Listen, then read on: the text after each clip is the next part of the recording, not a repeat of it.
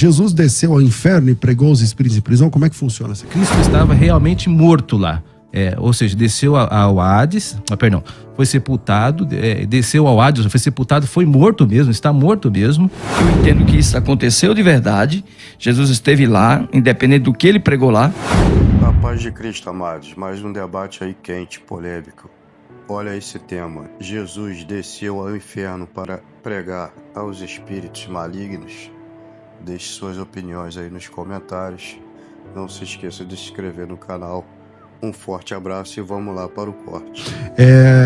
Pastor Carlos Wagner, Jesus desceu ao inferno e pregou os espíritos em prisão? Como é que funciona isso aqui? O texto, ele é muito enfático. Também temos a narrativa de 1 Pedro, capítulo 1, capítulo 4, versículo 4 ao 6, que diz assim: por isso mesmo o evangelho foi pregado também a mortos, para que eles mesmos, sendo julgados no corpo, segundo os homens, sejam pelo Espírito, segundo Deus, vivificados. Então veja bem, o que o texto nos revela é algo sobrenatural. Uma situação que ocorreu, pastor, acho que o senhor concorda comigo, no período em que Jesus morreu na cruz, né? No momento em que ele expirou na cruz, a partir daí o texto ele encontra um encaixe na narrativa. Porque se eu tiro esse contexto, tá, da morte de Cristo e afirmo que Cristo pregou aos mortos através dos profetas, ou pregou através das mensagens reveladas aos pecadores, então, naturalmente, o texto não estaria se referindo, pastor César, ao sobrenatural, estaria se referindo ao mundo. Então, não faz sentido o que Pedro está falando aqui. Se é que o senhor está me entendendo. Se aqui o texto está revelando algo sobrenatural, está falando de algo sobrenatural, não está falando de algo natural. Então, quando eu apenas digo, não, Jesus, quando ele evangelizou as pessoas, eram os mortos, espiritualmente falando. Então, Jesus, ele, nesse contexto, ele não foi ao Hades, ele não foi. O texto deixa claro que Jesus, ele se conduziu a um outro lugar. Ele esteve em um outro lugar. Trazer uma alegoria na interpretação disto, alegorizar esse texto, eu caio num perigo da subjetividade teológica, onde a maioria dos intérpretes alegoristas costumam navegar, costumam caminhar. Eu entendo que isso aconteceu de verdade. Jesus esteve lá, independente do que ele pregou lá, né? Que eu acho que é um outro debate, reverendo, mas se ele pregou lá a salvação, se ele pregou lá o seu poder, a sua glória, a sua vitória na cruz, é uma outra questão. Agora, o texto está claro, implícito, que Jesus, ele esteve em um ambiente de mortos, um ambiente de condenados. Ok. Tá? Reverendo, o senhor vai dizer que ele não desceu, né, ao inferno, tal, não pregou? Como que fica outros textos bíblicos que diz que Jesus desceu? Certo. Como entende essa questão? Certo. Deixa eu só, peço, César, que eu exponha essa minha parte, até para ficar claro a minha linha de raciocínio, eu serei bem breve. Primeiro, eu peço que vocês observem o texto no verso 18, quando diz que Jesus foi em espírito. A epístola de Pedro, nesta parte, não diz muito, mas no capítulo 1, no verso 11 a 17, Pedro faz essa mesma declaração desse modus operandi, dessa mesma forma, dizendo o seguinte, do 10 em diante: foi a respeito desta salvação que os profetas indagaram e inquiriram, os quais profetizaram acerca da graça a vós outros destinada, investigando atentamente qual ocasião ou quais as circunstâncias oportunas indicadas pelo Espírito de Cristo, que neles estava, ao dar de antemão testemunho sobre os sofrimentos referentes a Cristo e sobre as glórias que o seguiriam. Existem semelhanças e diferenças desse texto com o texto de 1ª Epístola de Pedro 3,18. Aqui, a semelhança que eu quero fundamentar esse texto é a ideia de que o Espírito de Cristo estava sobre os profetas. Isso quem diz é a 1ª Epístola de Pedro. E o texto que nós estamos discutindo está dentro da 1ª Epístola de Pedro, e ele está usando esse mesmo recurso. Cristo estava morto na carne, ou seja, foi sepultado, mas vivificado em espírito. Ele foi e pregou aos espíritos em prisão. Mas isso não é um indicativo de que isso aconteceu dentro dos 3 dias? Por quê? Eu vou te passar de volta. Por quê? Porque só existe um período na Bíblia onde Cristo estava morto na carne, porém vivificado em espírito. Não tem outro período para isso. Como entender?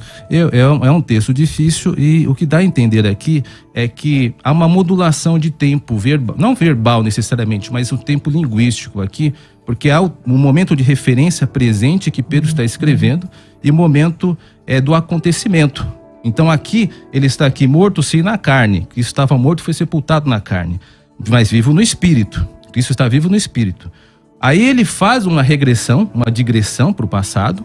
Isso aconteceu na primeira epístola de Pedro, nesses versículos iniciais que eu disse. Que ele mas não fala que ele estava morto. Lá. Há semelhanças e diferenças. Isso. Então vamos lá, pelas semelhanças. E ele foi a época de Noé, né? Esses espíritos de prisão eu defendo que são as pessoas que são contemporâneas de Noé. Eles estão em prisão neste momento que Pedro está escrevendo. Esta é a dificuldade desse texto. Mas eles nem sempre estavam em prisão, estavam livres, e por meio da pregação de Noé, eles foram então reputados, né, como desobedientes e tal, e foram para as prisões porque foram desobedientes. Só mostrando fundamentando que esses espíritos de prisão precisam ser os habitantes de Noé, veja o texto no verso 20, os quais no outro tempo foram desobedientes, quando a longanimidade de Deus, primeiro, aguardava nos dias de Noé, ou seja, Deus estava esperando, aí pode ser os 120 anos, e um segundo aspecto, enquanto preparava a arca na qual poucos, a saber, 8 pessoas, foram salvas. Então, as características desses espíritos que agora estão em prisão são que eles foram desobedientes por desrespeitar a longanimidade de Deus e ignorarem a pregação de Noé, né, no caso aqui. Sei que a pergunta pode ficar assim, isso foi uma pergunta do programa anterior, qual o conteúdo da pregação de Noé? Eu preciso lembrar que a figura de Noé ela é emblemática, né, é utilizada em alguns livros do Novo Testamento, mas nos ajuda a entender não a pregação no sentido fechado de locução, mas no sentido de testemunho. Noé, ele, ao construir a arca, e aqui eu estou usando o texto de Hebreus no capítulo 11, verso 7, que diz que pela construção da arca, Noé condenou o mundo. Ou seja, o próprio testemunho da construção da arca é a pregação de Noé. Então a pregação ela não deve ser entendida, o conteúdo da pregação, ips literis, como algo que é locução. Só para terminar aqui, e já passo para César, isso não é esse entendimento bíblico fluido de pregação, não é algo inédito. Lembre-se da pessoa do profeta, os profetas em si. Geralmente uma pessoa que fala assim diz o Senhor. Um exemplo, eu vou usar esse argumento. A primeira ocorrência da palavra profeta na Bíblia é alguém que nunca fez isso, que é Abraão, que foi chamado em capítulo 20 de Gênesis, verso 7, de profeta de Deus, porque ele precisava fazer uma oração para Abimeleque. E ele nunca foi dono de uma locução clássica de profeta. O que eu quero dizer com essa argumentação toda é que não podemos entender a pregação como no sentido aqui, lato, sentido comum, mas no sentido de testemunho, como o autor de Hebreus entende. Ok. Pastor Carlos. Vamos lá. Eu estou tentando entender o raciocínio do pastor, do reverendo Ricardo. O que eu percebo, a teologia bíblica que me traz aqui a luz, é que com o pecado de Adão e Eva, reverendo, o homem, ele perdeu as coisas boas de Deus, o paraíso, perdeu a paz, ele perdeu a vida, porque com o pecado veio a morte. Uhum. E houve uma promessa de que seria restabelecida a vida através de Cristo. Noé, um pouco adiante vem, prega, né, quase 2 milênios depois de Adão, e com isso ele anuncia que viria um juízo, que quer seja oralmente, quer seja moralmente, mas ele pregou, como o senhor bem destacou, e as pessoas rejeitaram a mensagem de Noé, conforme a palavra de Pedro, como o senhor também já destacou. No entanto, Jesus ele faz uma narrativa interessante no capítulo 16 de Lucas, no período pré-salvação, pré-cruz, em que ele revela o que acontecia com as pessoas que morriam, pastor César, de acordo com a postura dessas pessoas. Se a conduta era semelhante à de Abraão, porque Abraão é a referência, uma referência de fé, uma referência de salvação, uma referência de comunhão, né? E Abraão recebe, na narrativa de Jesus, recebe o mendigo, o pedidor de esmola, lá, o pobre Lázaro, tá? E morre também um rico que rejeitava aquele moço, conforme a narrativa do capítulo 16, versículo 19. O texto diz que ambos desceram para o mesmo lugar, mas para ambientes diferentes. Porque o texto diz aqui, no inferno, a mesma expressão usada por Pedro. Se nós fôssemos recorrer aos sentidos etimológicos, buscar aqui as frases dentro de um contexto bíblico-teológico, nós íamos encontrar o mesmo sentido da frase, a mesma palavra em ambos os textos. Quer dizer, Jesus se referia ao mesmo lugar, certo? Lázaro estava lá com Abraão e o outro estava sofrendo, mas eles se contemplavam, tá? Bom, lá no texto de Pedro, eu vou perguntar porque eu não estou lembrando aqui de cor do texto grego. Sim. Aparece Hades? Aparece Hades. Qual texto? Eu acho que não. Capítulo 3. Na minha memória não tem, mas pode ser que eu esteja errado. Geralmente eu estou errado, na verdade, quando eu falo que eu não lembro. Mas dá uma olhada lá no 3, 18 a 20. Eu acho que não aparece Hades. Não aparece não, pastor. Mas eu entendi o seu raciocínio, esse mesmo. Então vamos lá. Pode seguir. Posso seguir? Uhum. Parece-me que é o versículo 4, né? Ó. Não, mas aí é segunda de Pedro. Aí a segunda de Pedro 2,4 aparece, mas nem é Hades. Lá é Tártaro, salvo engano. A única vez que, na verdade, aparece a expressão Tártaro. Salvo engano, né? Lá é um rapax e é Tártaro, na verdade. Eu fiz eu só sei disso não é porque eu sou bom em grego, né? Porque antes de vir pra cá eu selecionei todas as partes onde ocorreu Hades pra poder... E 2,4 não é Hades, isso, eu acho. É Tártaro. É Tártaro, né? Voltamos aqui. Então vamos lá. Então o texto aqui faz referência, diz que havia um ambiente espiritual, certo? Neste ambiente espiritual, tá? Estava lá o homem que iria receber a salvação e o que estava condenado, certo? E o ambiente que Jesus intitulou de seio de Abraão, quer dizer, o lugar daqueles que foram justificados pela fé. Por isso que é chamado de seio de Abraão. E o outro estava em tormento no Hades, estava sofrendo no Hades. Quando Jesus morre na cruz, ele se ausenta do mundo físico por 3 dias. Ele morre na sexta e ele ressuscita no domingo pela manhã. Jesus, ele estava em um ambiente. Jesus sempre esteve trabalhando, ele nunca parou de trabalhar. Em todos os aspectos, ele sempre esteve trabalhando. Ele não estava descansando nesses 3 dias. Ele estava trabalhando, né? E aí, ele desceu a este ambiente, César Cavalcante. E neste ambiente, ele declarou o seu poder, a sua glória, que é o que Pedro está tentando explicar. Quando Pedro narra no 1 Pedro, capítulo 4, versículo 4, ele faz essa narrativa, tá? Em 2 Pedro, capítulo 3, versículo 18, também ele faz a mesma narrativa com contextos quase que iguais, tá? Ok, reverendo. Tem algumas dificuldades, pastor Carlos, com todo respeito, porque parece que está havendo uma certa confusão no corpo e no espírito de Cristo. Por exemplo, eu creio que todos nós que concordamos que após Cristo ter sido morto, um pouquinho antes, ele até declara onde estaria. Tu estarás comigo no paraíso. Isto é dito para o ladrão da cruz. Então nós sabemos o endereçamento de Cristo. Cristo estava no paraíso. Entretanto, seu corpo físico estava na terra. Ou seja... Esse trabalho foi espiritual. No paraíso. Isso. Vamos usar isso.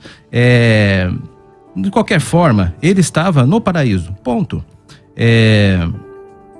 Até que ele ressuscita e o corpo é unido ao seu espírito. Então, aquela frase da Maria Madalena, ela não se aplica. Estou fazendo um retorno à sua fala bem inicial lá no começo do programa, isso? Sim. Porque aquele já era o Cristo ressurreto. Ele já havia unido o seu corpo com o seu espírito, ele não havia ascendido ao Pai como o mediador, homem-Deus, né? Ele vai fazer aquela declaração belíssima em Mateus capítulo 28, todo poder me foi dado no céu e da terra como mediador, não que em algum momento da história tivesse menos poder, mas ali estava com a função de nosso mediador. Então, o endereçamento de Cristo, é claro, ele estava no paraíso, quanto espírito, né? E o seu corpo estava na terra até que houve a união, é a questão da ressurreição. O senhor vai fazer a pergunta? Eu ia dizer assim, que tecnicamente, todos os que negam a descida de Cristo aos infernos são aqueles não ortodoxos, do ponto de vista da história da igreja. Porque a história da igreja, especialmente os primeiros credos, tanto o credo apostólico, o credo atanasiano, salvo engano, o credo constantinopolitano, o credo niceno, né, e tal. Eu não sei se o credo niceno tem, mas eu acho que sim, mas narram que Jesus Cristo realmente desceu aos infernos. E aí os pais da igreja, os primeiros séculos da igreja, os primeiros concílios da igreja, os primeiros séculos da igreja. Então, historicamente falando, a pregação ortodoxa crê que Jesus desceu aos infernos. Então, os presbiterianos gostam de chamar a teologia que eles aprendem e ensinam como teologia reformada. Não seria uma visão mais heterodoxa do que ortodoxa defender que ele não desceu? Fico contente por ter feito essa pergunta. Não. Porque a ideia de Hades, como é que o presbiteriano entende o Hades? Ele entende como um aspecto da humilhação do Redentor. É a certeza de que ele desceu e foi sepultado. Isso eu só estou citando a pergunta 50 do Catecismo Maior de Westminster. Então você está dizendo que Hades é a sepultura. Isso, Hades é a sepultura. E também é entendido, essa é a leitura feita do credo. Quando nós lemos o credo, o presbiteriano ele entende que é a sepultura. Cristo estava realmente morto lá. Ou seja, desceu ao Hades, foi sepultado, desceu ao Hades, foi sepultado, foi morto mesmo, está morto mesmo, está na sepultura. Porque esta, segundo me consta, era uma grande discussão nesse período da construção dos concílios, dos concílios, a figura de Cristo. Veja, por exemplo, Niceia, onde dita gasta bastante tempo acerca da pessoa de Jesus Cristo. E a fórmula de Calcedônia, em 451, também sobre a pessoa de Cristo. Então a discussão era o corpo de Cristo mesmo. Ele estava sepultado, historicamente falando. Em Niceia mais a divindade, em Calcedônia mais a questão da dupla natureza. Exatamente. Cristo era a grande discussão do momento.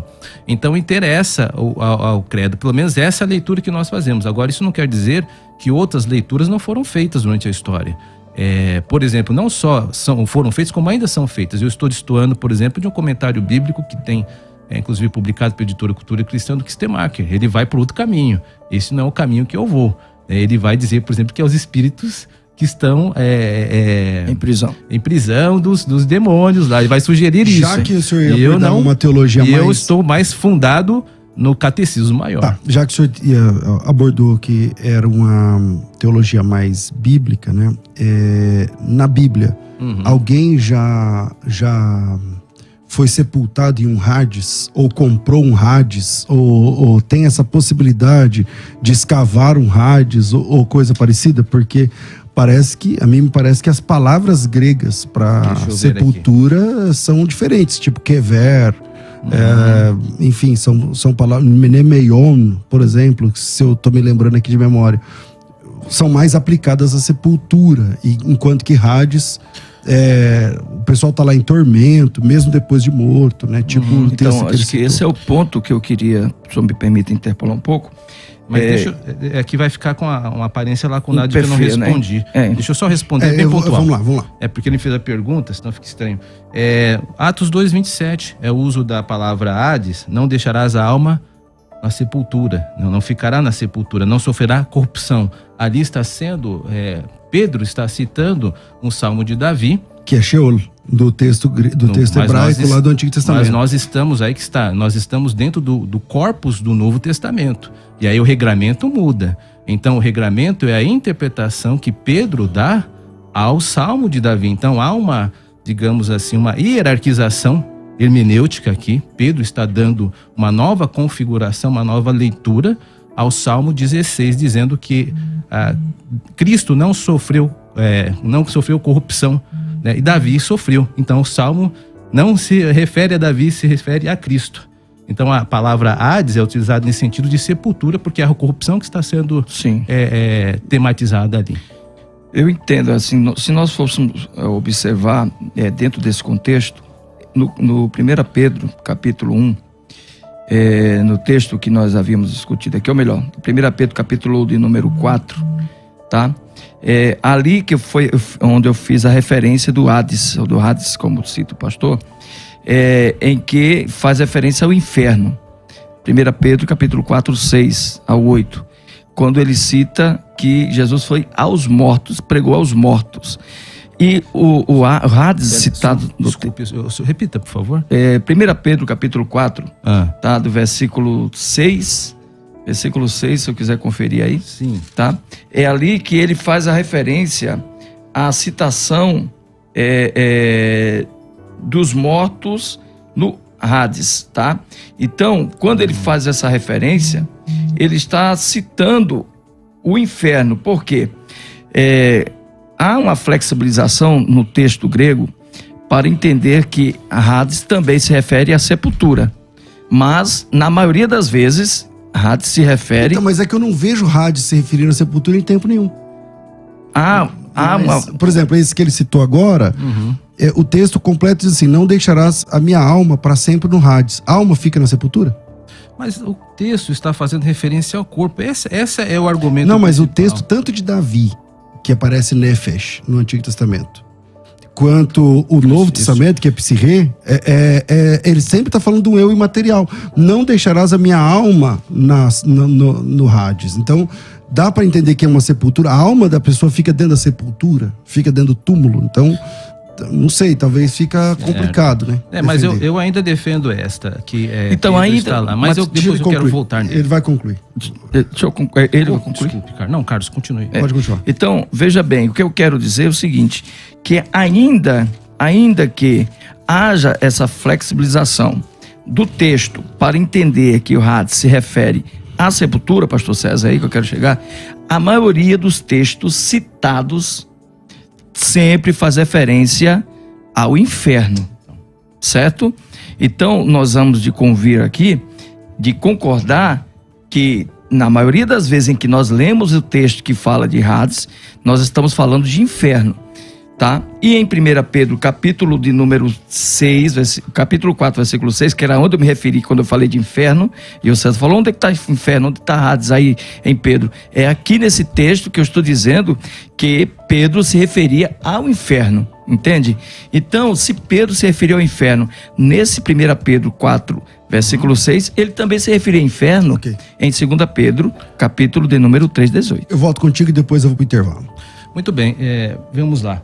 Primeiro, eu concordo com você que nem toda palavra deva ser entendida ipsiliteris. Eu sempre falo isso. Nós estamos dentro de uma linguagem, e também eu parabenizo a Sociedade Bíblica, a todas as editoras que fizeram um grande trabalho de tradução com as nossas Bíblias.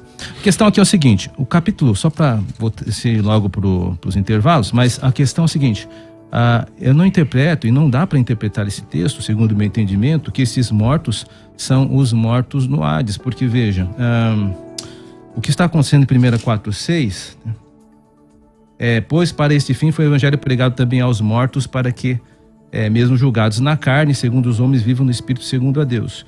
É um texto difícil, eu concordo. Sim, muito difícil. Porque ele muito vem difícil. E volta. Então, o que acontece? No versículo 4, ele está falando ali, por isso difamando-vos, o pessoal estava difamando os crentes.